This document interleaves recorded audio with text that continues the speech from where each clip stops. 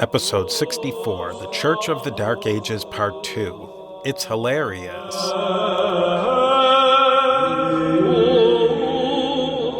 Thank you for listening to the History of the Papacy, an Agora Podcast Network member.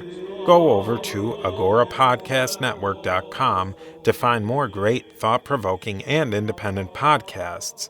And you can learn more about the History of the Papacy podcast at a2zhistorypage.com.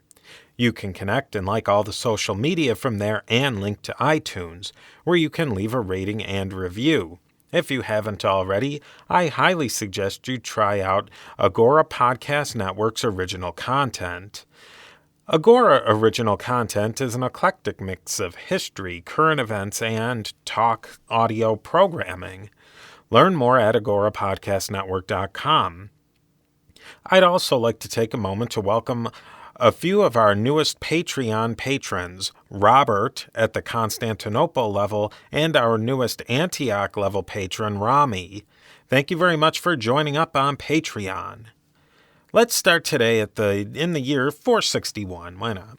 Although time is a fluid thing and we will be jumping back and forth in the next few episodes, Pope Leo the Great has passed on and his successor stepped in after only a week.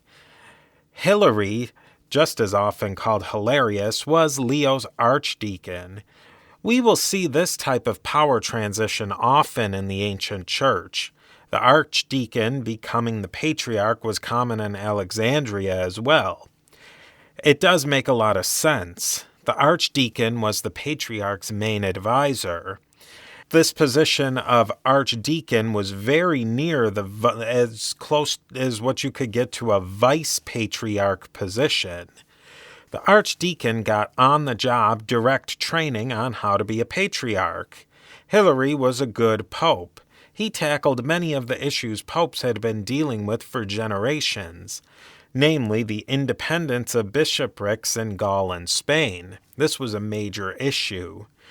Many places in Gaul and Spain were not under Western Roman political control by the time Hilarius became pope. Bishops were the representatives of the Roman population with the Germanic barbarian leadership. Naturally, bishops who are running their own show religiously and politically would be happy to gain a little independence from the Pope in Rome. Why not? The popes in Rome had other ideas, as you might well imagine. The popes had no interest in allowing these major metropolitan bishops from gaining independence.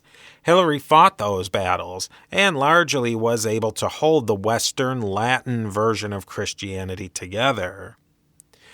The more interesting or exciting part of Hilary's career was actually about a decade earlier at the Robber Council of Ephesus in 449. Hilary was sent as the papal legate to that council. He brought the Tome of Leo along with him. Hilary and the tome did not get a warm reception from Dioscorus of Alexandria. This 449 Council of Ephesus was constructed by Dioscorus to completely block out anyone who disagreed with him. Hilary didn't even get a chance to share the Tome of Leo at this council. Dioscorus actually had Hilary and other leaders who disagreed with him, like Flavian of Constantinople, locked up. Hilary escaped and hid out in a cemetery in order to get away from Dioscorus. He needed to get word back to Leo how terrible this council was, and he was successful. Leo was able to use the information Hilary returned with to take on Dioscorus at the Council of Chalcedon in 451. So just a little short bit on Hilary, but the next pope was named Simplicius, who reigned from March 468 to March of 483. A nice run of 15 years, which wasn't so bad in those days, and Simplicius had a very busy papacy, really as any other pope in the 2,000-odd year history of the office. We know the relationship between Eastern and Western Christianity has always been a rocky one at best. Disagreements on theological, pastoral, and canonical points went back for centuries from where we stand in the late 400s. The relationship between Eastern Christianity and Western will get only more unstable from this point forward. Up until the late 400s, Eastern and Western Christianity had some degree of stability in their relationships because they all fell under the umbrella of the Roman Empire and the Roman Emperor. The emperors of Rome wanted and demanded a unified religion for the empire. That was the goal even before Constantine. Because of Constantine, Christianity became the religion that was determined to be best for unity and stability. Well, in 476, the western part of the Roman Empire was no longer under the umbrella of the Roman Empire in any and all practical terms. The Western Roman Empire was in big trouble for at least a few decades before 476. One emperor after another would take over for a short time, get assassinated or otherwise pushed aside, to be followed by another emperor. The emperors didn't even make their home in the city of Rome anyway. Most of their time was spent in the much more defensible city of Ravenna. In 476, the Western Empire fizzled out when the Gothic general Odoacer relieved the last Roman emperor in the West, Romulus Augustulus, of his duties and took on the leadership role himself. That act by Odoacer by itself wasn't too unusual for the times. What was unusual was that Odoacer ended the charade of the Western Empire by taking on the title of King of Italy and sending the imperial regalia back to the emperor in the East, Zeno. What was unusual was that Odoacer ended the charade of the Western Empire by taking on the title of King of Italy and sending the imperial regalia back to the emperor in the East, Zeno.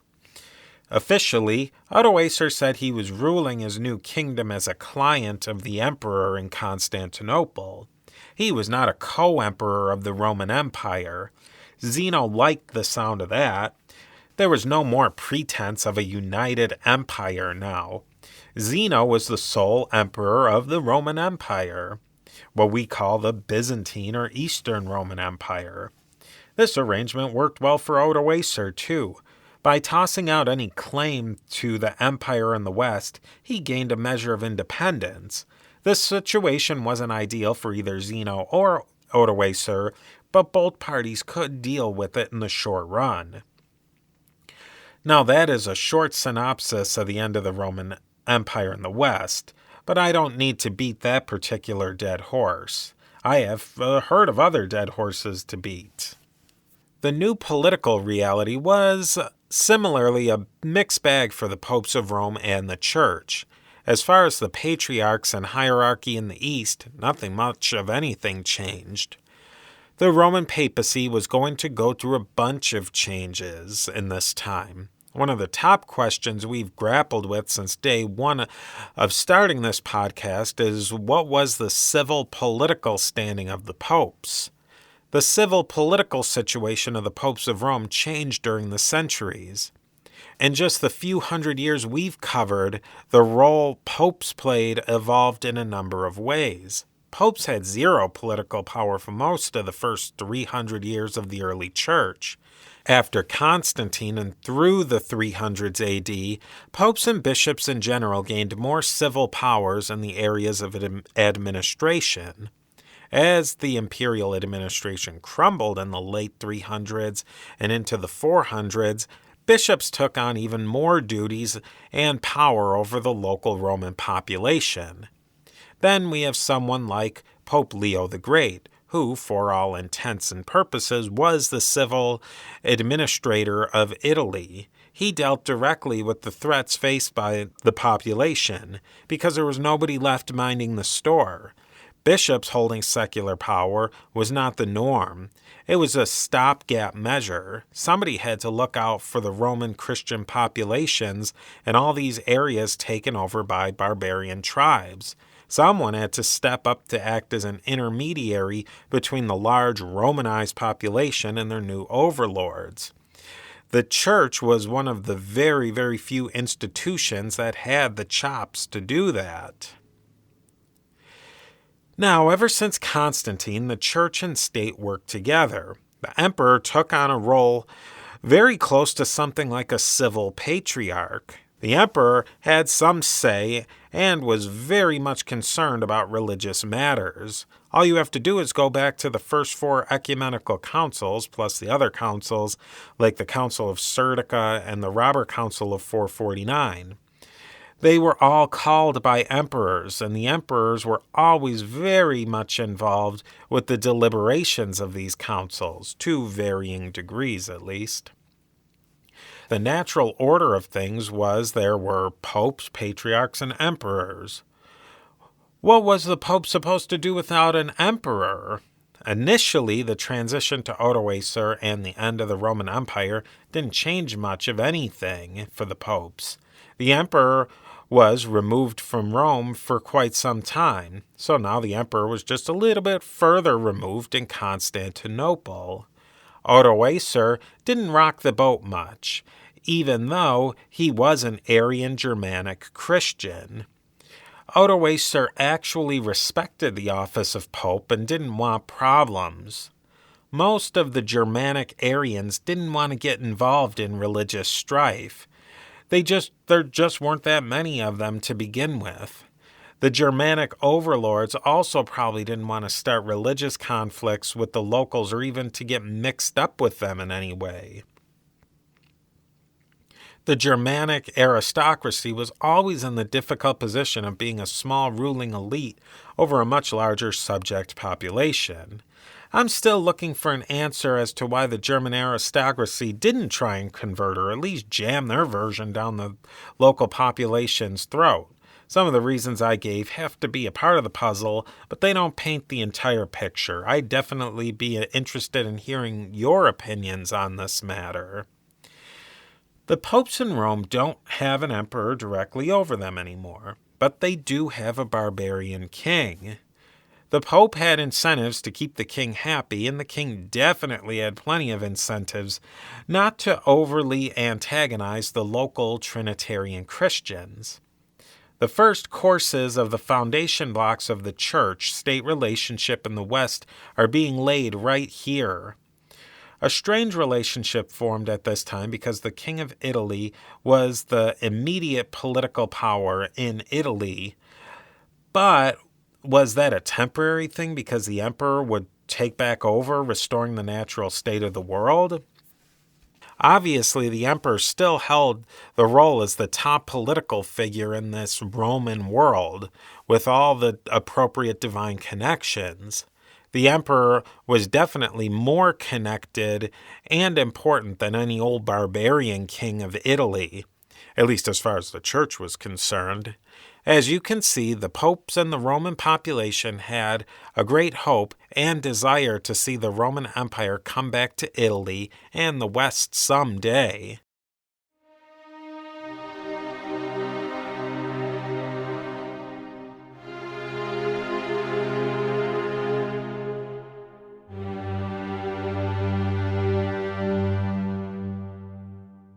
During the time Simplicius was Pope of Rome, a powerful man became Patriarch of Constantinople, Acacius by name. Acacius was a believer in Chalcedon, but he didn't let any little theological points get in the way of him accumulating power. Acacius pushed Simplicius to approve the 28th canon of Chalcedon. You remember, the one that, in just about every way imaginable, raised Constantinople to the same level as Rome ecclesiastically. Events in the East happened that the popes of Rome felt they had to get involved in. Even as the Western and Eastern Roman Empire split apart politically, religiously they were still completely intertwined for a long time. For the time being, at least. We must very quickly mention the emperor of the Eastern Roman Empire, Emperor Zeno again. Zeno was an Isaurian who married into the imperial family of the Emperor Leo, not to be confused with Pope Leo. Isaurians were seen as bumpkins or even barbarians, so they were definitely elements in the more genteel corners of Constantinople who did not appreciate an Isaurian like Zeno coming to power. Rome wasn't the only place that had a pretty awful 475-476. Around that year, a usurper named Basiliscus took over the Eastern Roman Empire. Basiliscus was a hardcore Monophysite supporter, where Zeno had just mildly supported the Monophysites. Politically, it made sense to try and gain the favor of Monophysites, for the most part because there were a lot of them, especially in the Levant and Egypt. On the other hand, Constantinople was a mostly pro-Chalcedonian stronghold.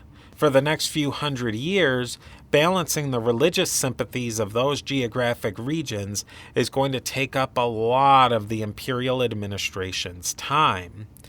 Once the armies of Islam conquer the Levant and Egypt, the Monophysite issue won't matter nearly at all in practical terms.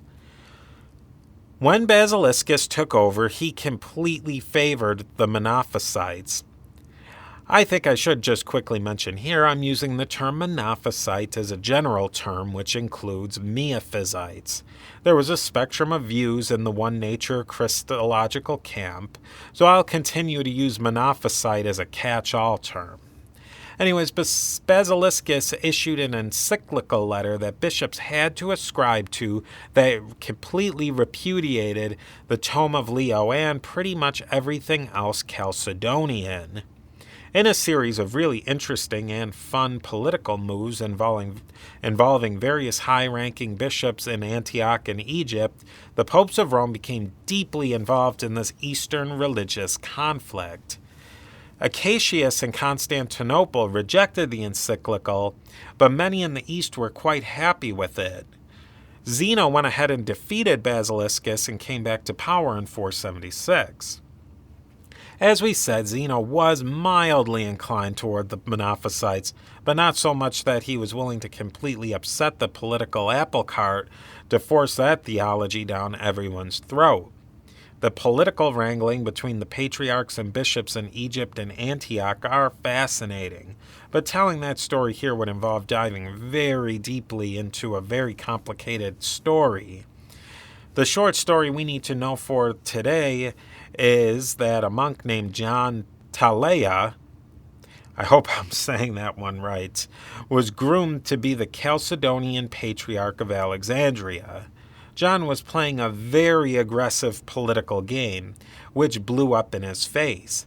Zeno was seriously angry with John Talea, and on top of that, Acacius and John Talea had seriously fallen out some years before, so Acacius used the opportunity of Zeno's anger with John Talea to drive the wedge that forced John to flee to the west to gain the protection of the Pope.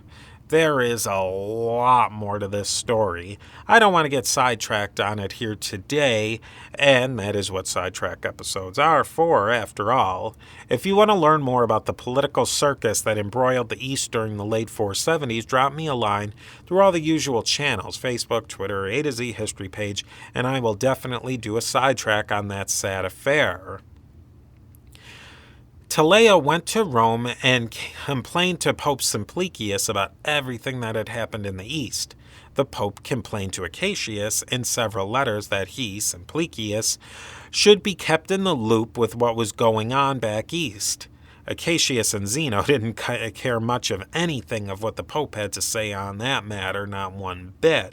I can picture Zeno and Acacius elbowing each other and laughing while they read Simplicius's letters. They might have said to themselves, "Who does this guy think he is?" Zeno and Acacius were on a roll. In 422, they published a little document you might have heard of, especially if you've listened to past guest of the show, Robin Pearson's History of Byzantium podcast. This document was called the Henotikon. Simplicius was not happy about the Henotikon, but he died in early 483, so he didn't have much to say about the matter anyways. Let's lay out what the Henotikon was all about and why it was so controversial in the West, but widely, if grudgingly, accepted in the East. The Henotikon is a fascinating document. It's sometimes referred to as the Formula of Union or Zeno's Formula of Union and a couple other names because there have been other uses of the term Formula of Union in the last 1500 years. We'll just call this one the Henotikon, though. The Emperor Zeno leaned Monophysite, but he wasn't some sort of radical extremist Monophysite. He just didn't want problems and complications from all these religious squabbles. Like many emperors in the past, he wanted the religion to unite the population and unite the empire, not divide it. Here is the short summary first, and then we'll pick it apart a little bit as we move on through the episode. The Henotikon was a political compromise, pure and simple, and really just a synopsis of what had already been developed theologically and Christologically in Christianity in the previous centuries, meaning it didn't bring anything new to the table in any of these ways. The document is not filled with biblical quotations and proofs or even quotations of past church leaders or early church fathers. All in all, the Henotikon is a quite short document. The one-sentence summary is, everyone should just follow Orthodox teachings, stop arguing, and be nice. That's it. Pretty simple, eh? Well, I don't think you need to have a crystal ball to know nothing is that easy in church history. Much of the Henotikon was pure boilerplate. Here's a short bit from the Henotikon no Nicene Trinitarian could find much to argue with.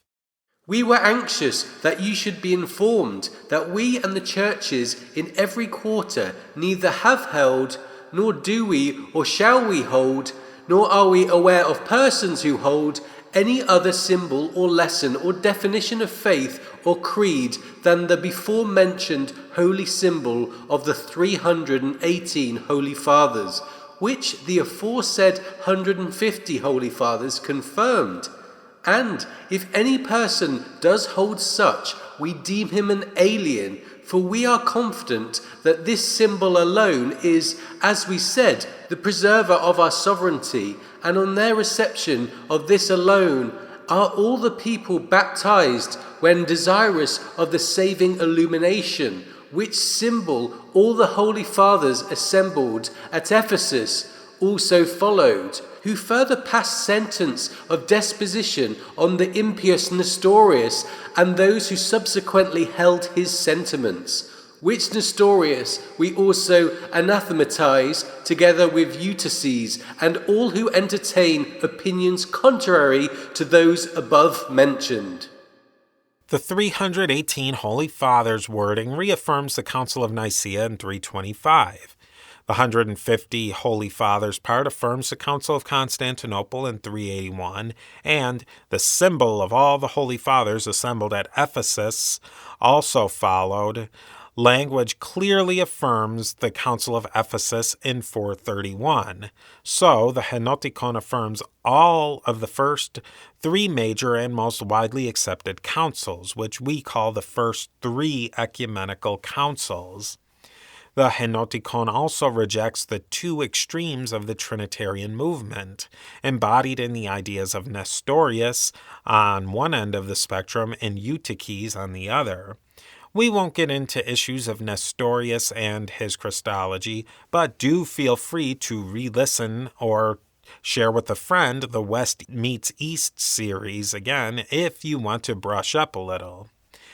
If you go follow the link in the show notes to the full text of the Henotikon, you'll see this quote ended right in the middle of a clause. Yes, nobody could argue with the first part of the sentence, but the second portion of the sentence put a hive of bees into the bonnets of the Chalcedonians, especially in the West. The Chalcedonians had a problem with the Henotikon, for one thing, because it mentions the first three ecumenical councils, but omits Chalcedon from the list. To be fair, the Henotikon doesn't mention the Robber Council in Ephesus of 449 either in that list. The second part of that sentence raised some eyebrows among the Chalcedonians. Let's take a closer look. receiving at the same time the 12 chapters of Cyril of holy memory, formerly Archbishop of the Holy Catholic Church of the Alexandrians. Well, okay, the 12 anathemas or 12 chapters had been accepted at previous councils. Cyril of Alexandria was a great guy and all, but some of Cyril's teachings could be taken in a Monophysite manner, if taken to extremes. The Henotikon marginalized two-nature Chalcedonian views without rejecting them. In this next quote, we'll see some more interesting language. The text of the document does a real incredible job of delivering up a compromise that the monomyophysites could really make their own and meet almost every need of the Chalcedonians. Almost. There were so many points in the Henotikon nobody could argue with. Here's a short part that some people in the Chalcedonian camp could find problems with, though. Jesus, having descended and become incarnate of the Holy Spirit and Mary, the Virgin and Mother of God, is one and not two.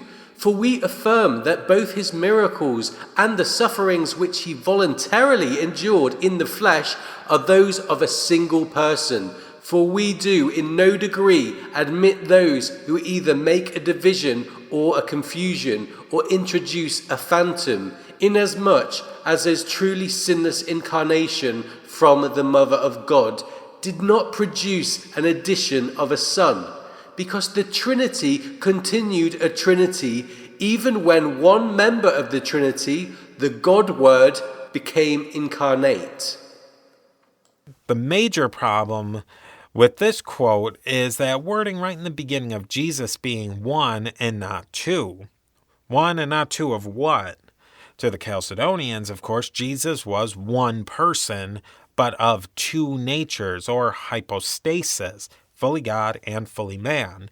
To a Chalcedonian, that statement could be easily taken in the wrong way, but it didn't necessarily have to be interpreted in a negative light from the Chalcedonian perspective. In other words, in a completely monophysite understanding. The last quotation we'll talk about from the Henotikon was the most problematic for the Chalcedonians, because it just cast their theology in maybe not a negative light, but at least a questionable light. And these things we write, not as setting forth a new form of faith, but for your assurance, and everyone who has held or holds any other opinion, either at the present or another time, whether at Chalcedon or any other synod whatever, we anathematize, and specially the before-mentioned Nestorius and Eutyches, and those who maintain their doctrines. What were they trying to get at here? Was it saying parts of Chalcedon were acceptable but other parts were not? Or was it saying that the whole of Chalcedon was anathema? You really need a lawyer to parse all that out. Were Zeno and Acacius being too clever by half with that clause? It sure smacks of wanting to have your cake and eat it too. Slam Chalcedon to score a few points with the Miaphysites, especially in Alexandria, but also give the Chalcedonians a way to say their Christology's just fine. As a political exercise, the Henotikon was great. It was widely accepted in the East, among the Alexandrians, the Middle Easterners, and the Greeks. Fairly quickly, almost every major bishop signed the document. It really did tie together the Eastern Roman Empire religiously and politically, for a time at least. But remember, there was a major portion of Christianity outside of the empire now. Those pesky Latins with their center in Rome. Those Latins put a lot of stock in the Council of Chalcedon. Their main man, arguably the greatest pope up to that time and one of the greatest popes of all times, Leo the Great, orchestrated the Council of Chalcedon.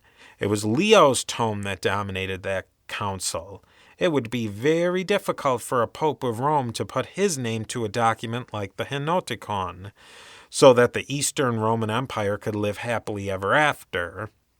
Religious tensions in the East actually settled down for a time. Everyone was getting along, at least on the surface.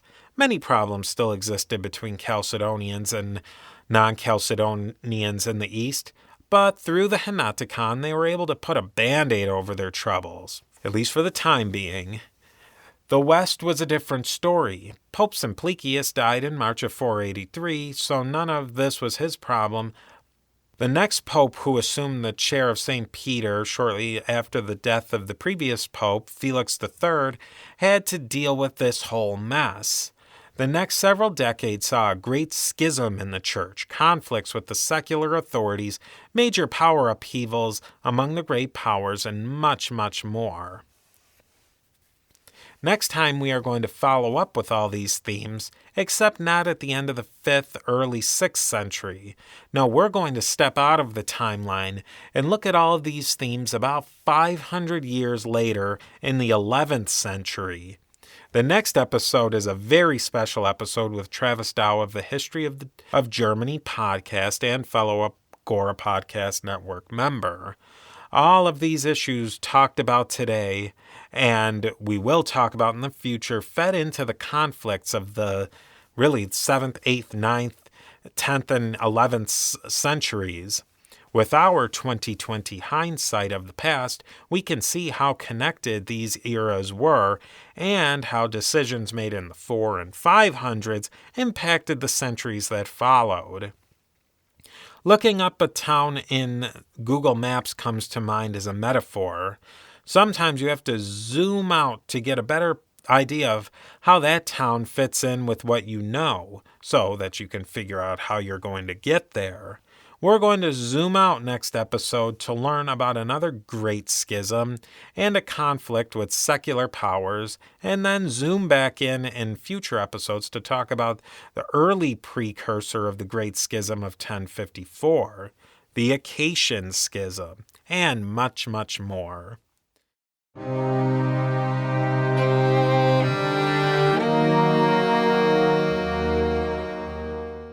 A huge shout out goes to our Constantinople level patrons on patreon.com/papacy.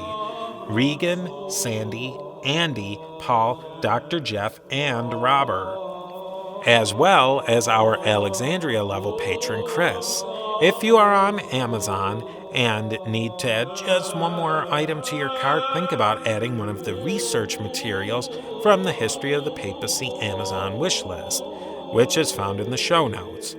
I do really appreciate, sincerely, you taking the time to listen to the show today, and I look forward to seeing you on the next stop on our trip through the history of the popes of Rome and Christian Church.